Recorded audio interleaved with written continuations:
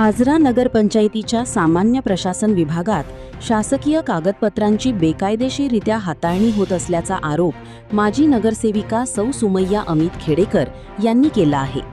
संबंधित दोषी अधिकारी आणि त्रयस्थ व्यक्तीवर कठोर कारवाई करण्याची मागणी लेखी अर्जाद्वारे सौ सुमय्या अमित खेडेकर यांनी केली आहे।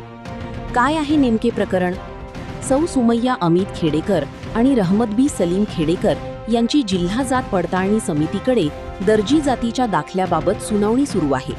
या प्रकरणासाठी पुरावा म्हणून 1961 सालची सामान्य करपावती आणि सन 1955 ते 1968 या काळातील किरकोळ मागणी रजिस्टर घेऊन 7 जुलै 2026 रोजी सकाळी 11 वाजता हजर राहण्याचे आदेश जिल्हा जात पडताळणी समितीने आजरा नगरपंचायतीला दिले आहेत।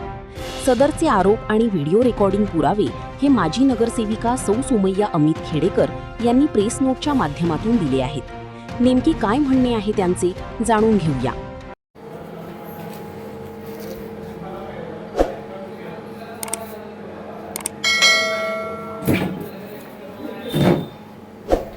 साहेब डायरेक्ट असं चेक करता येते काय? साहेब अधिकाऱ्यांसमोर का नाही मला जरा सांगा, अधिकाऱ्यांसमोर कॅमेरा चालते काय?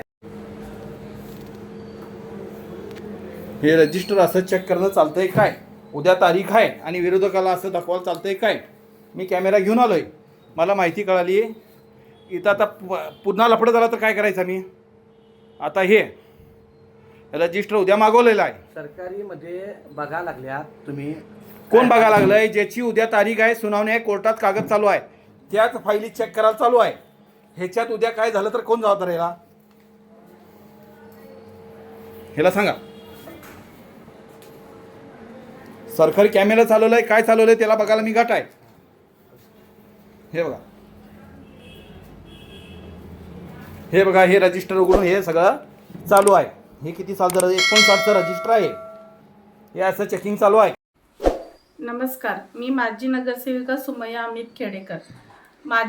सध्या माजी व नगरसेविका रहमतबी सलीम खेडेकर यांची जिल्हा जात पडताळणीमध्ये दर्जी या जातीसाठी सुनावणी सुरू आहे। तरी गेल्या सुनावणीमध्ये समितीने 1961 ची सामान्य करपावती आणि किरकोळ रजिस्टर 1955 ते 1968 ची माहिती आजरा नगरपंचायत मुख्याधिकाऱ्यांच्याकडे केली आहे।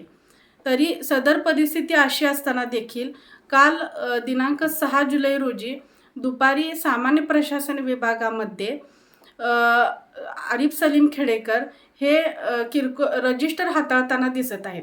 प्रशासनाने आपलं काम करणं योग्य आहे, तर प्रशासन हे स्वतः माहिती न घेता सर्व रजिस्टर त्याच्या ताब्यात दिले आहे। तर यामध्ये एखादा कागद गहाळ झाला किंवा या रजिस्टरामध्ये काहीतरी छेडछाड करण्यात आली तर याला जबाबदार कोण? प्रशासनाने आपलं काम हे योग्य रीतीने पार पाडलं पाहिजे। तरी माझी विनंती आहे की प्रशासनाने याची गंभीर दखल घ्यावी व हे रजिस्टर त्रयस्थ व्यक्तीच्या हाताळायला दिले आहे याची सुद्धा गंभीर चौकशी करावी।